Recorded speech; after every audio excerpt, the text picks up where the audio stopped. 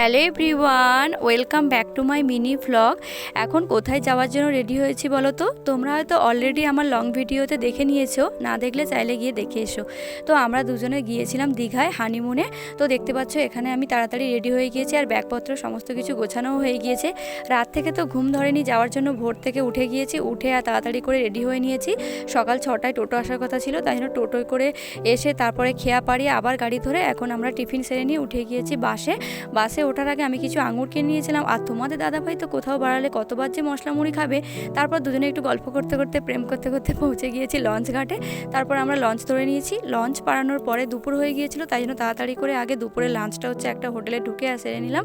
তারপর আমরা দীঘার উদ্দেশ্যে বাস ধরে নিয়েছি। এরপর দীঘায় গিয়ে কি করেছি সেটা দেখার জন্য কিন্তু আমার চ্যানেলটি সাবস্ক্রাইব করে আমার পাশে থাকতে হবে। আর আমার চ্যানেলে কিন্তু অলরেডি লং ভিডিও পোস্ট হয়ে গেছে, চাইলে দেখে আসতে পারো। দেখা হচ্ছে নেক্সট ভিডিওতে। Thanks for watching.